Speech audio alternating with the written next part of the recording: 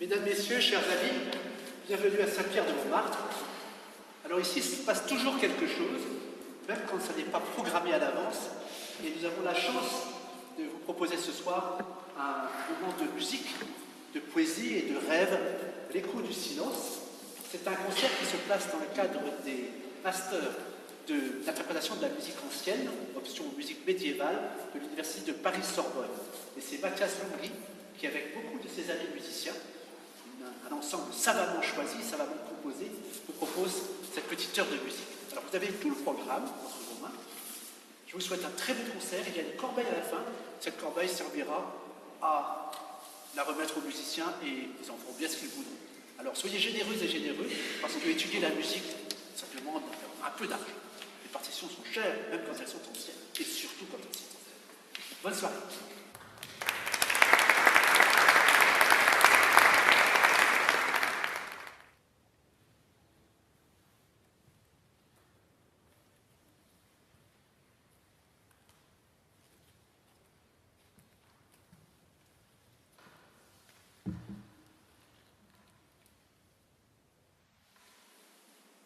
Si vous êtes ici ce soir, c'est que vous voulez entendre une histoire.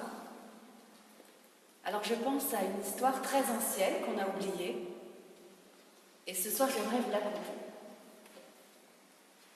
C'est l'histoire d'un jeune homme, Écho, qui cherche et qui est en quête, perpétuellement. Écho fait partie d'un village d'enchanteurs. Ce sont des êtres capables de magie par le chant et par la musique. Ce sont des êtres très spéciaux qui ont une petite spécialité, ce petit quelque chose qui les rend uniques et surtout qui leur donne un surnom. Un surnom qu'on obtient lors d'une épreuve initiatique. L'épreuve d'Écho a lieu dans une caverne non loin du village. Il a toujours aimé chanter, mais il s'est aussi toujours senti très seul, en marge, comme s'il n'appartenait pas vraiment au moment où il est. Alors il espère ardemment que son pouvoir qui va se révéler lui apportera des réponses dans sa quête de lui-même. Alors voici le jour de l'initiation d'Écho. Écho est un peu anxieux. C'est normal, mais il sait qu'il va donner le meilleur de lui-même. Écho, est-ce que tout va bien? Écho, viens, pense à toutes ces années de travail. Pense à tous ces efforts, pense à tout ce temps où tu as voulu être là aujourd'hui. Alors il faut y aller. Tu n'as que des amis ici. Personne n'est là pour te juger. Tout le monde te soutient. Alors lève la tête et chante. Non,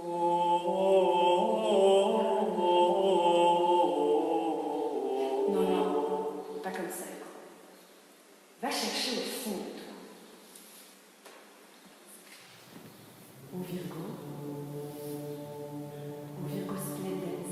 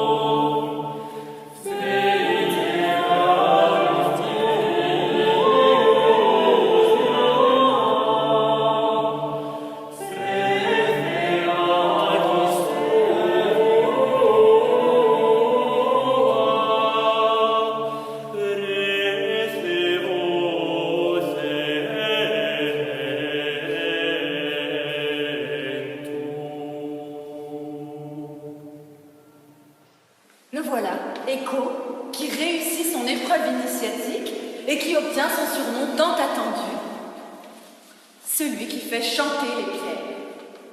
Et parmi ces pierres, il y en a une qui attend depuis longtemps.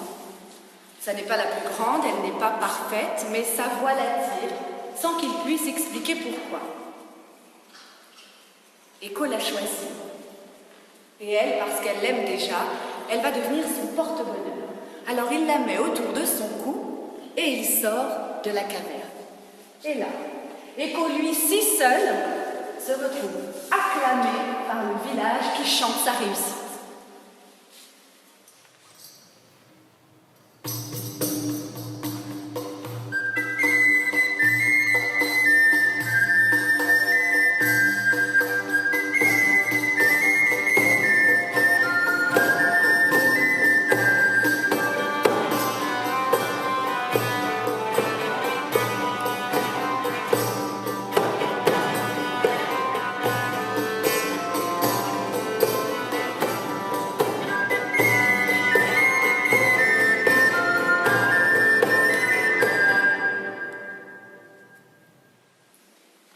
Ce village qui chante et se réjouit vit un moment de joie, mais ils ont un ennemi, Silence, qui vit dans une grotte sous la mer. Silence est un ennemi parce qu'il annule leur pouvoir. Il les prive de leur voix. Alors, ils en ont tellement peur, Echo en est même effrayé au point qu'il ne peut même pas poser un pied dans l'eau. Alors, lui qui fait chanter les pierres, quelle utilité aura son pouvoir? Et si son pouvoir est inutile, quelle utilité aura-t-il lui-même dans son village? Alors, il écoute et il ressent comme un élan, comme une voix qu'il ne connaît pas, et pourtant elle lui est familière. Elle le pousse à partir, et c'est une voix qu'il a l'impression de connaître depuis longtemps.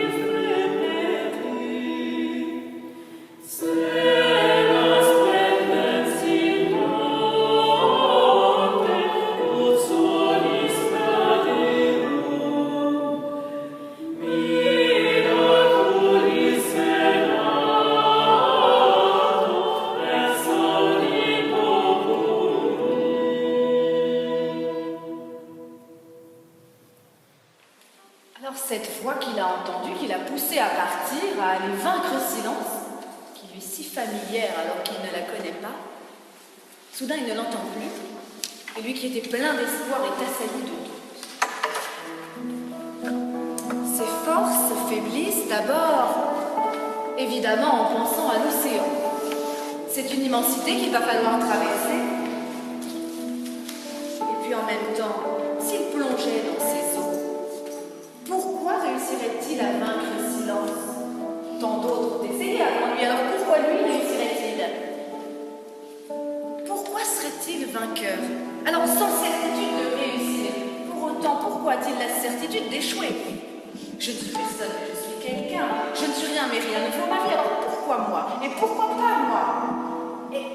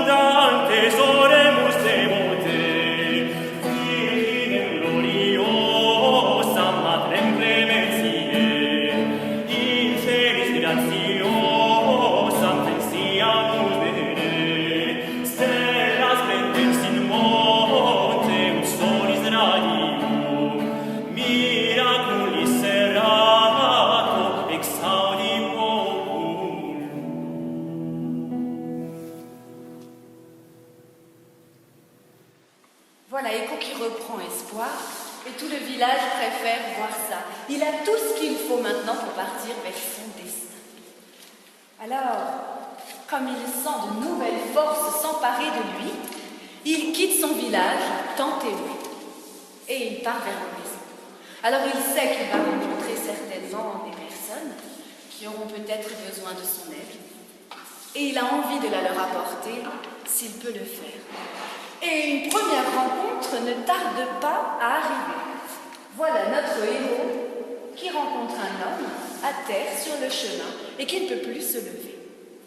Il veut lui venir en aide, alors il l'entoure de sa douceur et il lui raconte une histoire de son enfance. Il y a du vent, il parle de son village, car les contes renferment aussi un grand pouvoir. Il chante, et son chant émet une douce chaleur.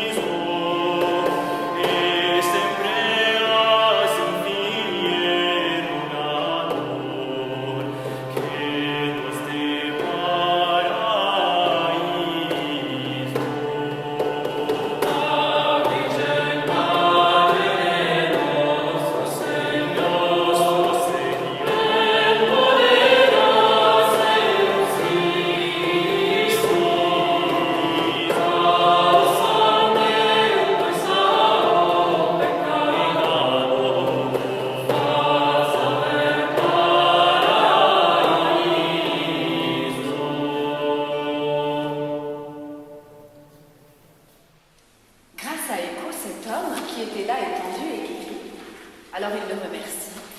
Et Écho reprend sa route. Il est fort d'un sentiment de charité, et lui qui voulait des occasions d'aider, qui voulait rencontrer des épreuves, le voilà qui arrive vers une deuxième épreuve dans un village.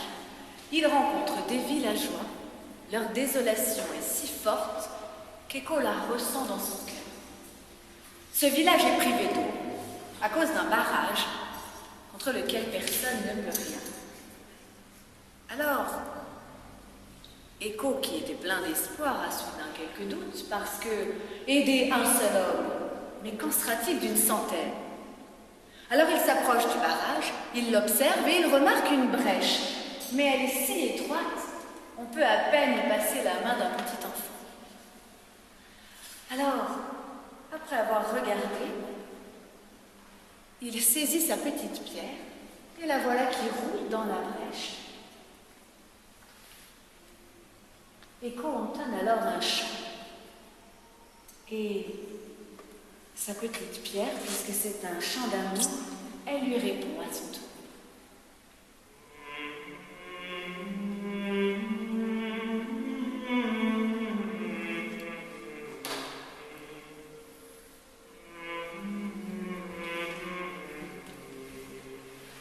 Les pierres du barrage, qui jusqu'alors étaient sourdes à tout son, s'éveillent et s'animent, laissant passer l'eau qui rejoint la fontaine, et les villageois ont envie de remercier Écho, mais leur voix est nouée, alors ils voient leur reconnaissance dans leurs larmes. Écho doit reprendre sa route. Il marche longtemps, et il arrive au bord de la mer, aux portes du royaume de silence. Il comprend qu'il va devoir réaliser son prodige le plus périlleux, plonger dans les profondeurs de la mer et chanter. Il pose un pied dans l'eau, et alors qu'il n'ose avancer, sa petite pierre répand sa chaleur et lui transmet comme une force invincible. Il plonge sous l'eau, et alors qu'il ouvre la bouche, une douce mélodie s'échappe de ses lèvres, et le voilà qui chante comme en plein soleil, comme à l'air libre, à plein poumon. La mélodie emplit les profondeurs qui résonnent à son écoute.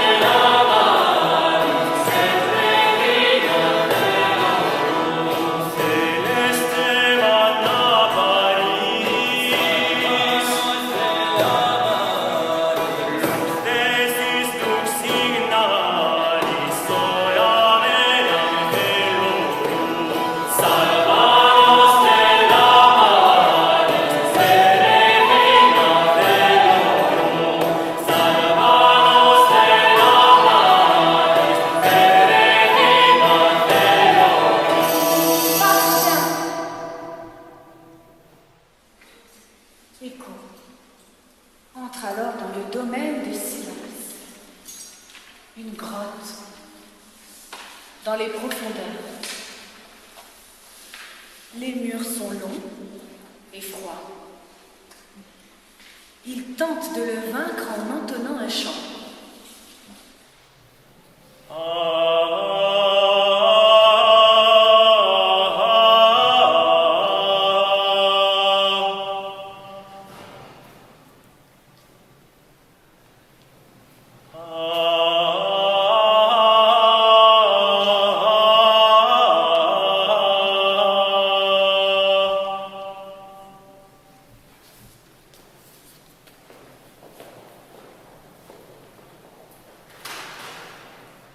Mais rien ne se passe. Rien ne semble pouvoir vaincre le silence. Écho se sent alors terrassé par un immense chagrin. Seul, comme jamais il n'a été seul. Dans l'obscurité, loin de son village, loin des siens, dans un endroit sans aucun son, et où il n'y a nulle pierre qui puisse répondre à son appel. Doucement, il réalise alors que c'est ainsi que vit Silence. Et depuis toujours. Alors, il est pris de pitié pour lui. Et plutôt que le combat, il choisit la consolation.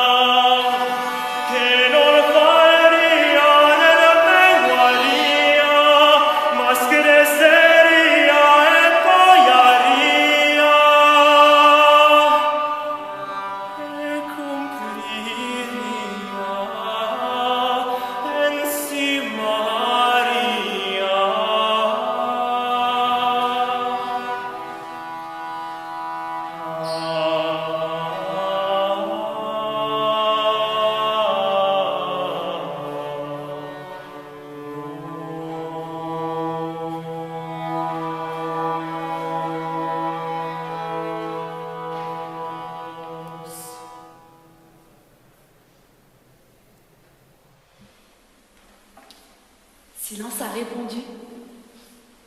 Écho n'en revient pas, Silence a répondu à sa voix. Alors, c'est ainsi qu'il devint celui qui fait chanter Silence. Il comprend que ce n'est pas leur ennemi, qu'il peut même être un ami très cher. Le cœur rempli d'amour et de joie, il entame son voyage de retour. De retour au village, Écho retrouve ses amis. Lui qui se sentait si seul découvre certains qui l'attendent et se réjouissent.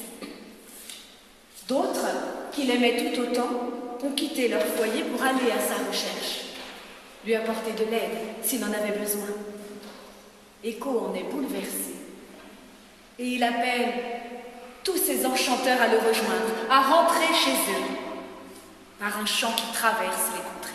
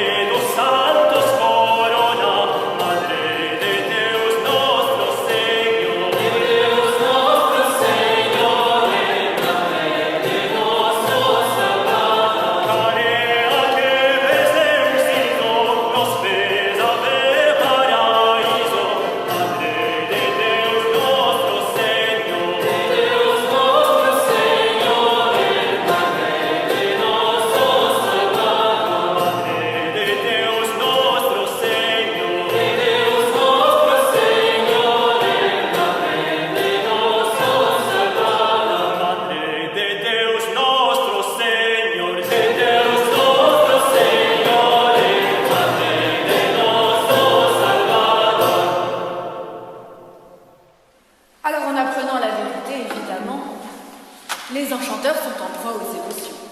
Certains sont surpris, d'autres sont choqués, mais la plupart sont horrifiés. Parce que si tout ça est vrai, comment est-il possible que leur ami, Écho, ait pu fraterniser avec leur pire ennemi? Écho doit alors les convaincre que Silence est un ami qui ne leur veut pas de mal. À eux deux, ils entament un chant qui doit changer le cœur des enchanteurs.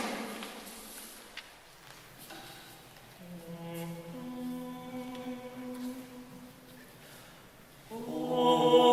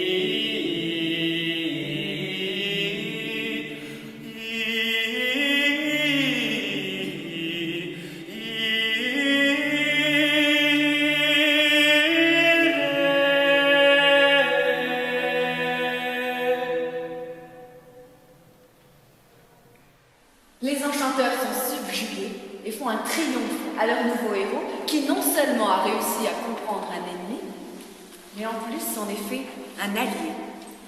Écho, celui qui fait chanter les pierres, celui qui fait chanter silence, comprend qu'il a la capacité de faire chanter les autres, de fédérer, de toucher les cœurs.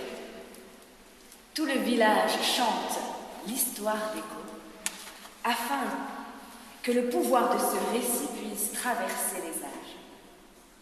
Je vous l'ai conté ce soir.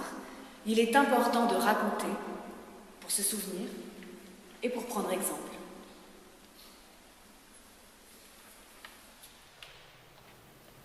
Ela foi a morte destruída e nossa saúde cobrada em vida. Todos sabemos com a Senhor cumprida. Pois um seu milagre nos direi de grado que fez esta Virgem santa e reina, que dos coitados todos vizinha. Contar-vos-ei brevemente a tinha, quanto ainda aprendi a que mio a contava. Entre dois de mim em Portugal morava um mercador rico muito, que amava Santa Maria e por ela fiava, e a servir sempre a seu cuidado. Como quer que pelas terras mercado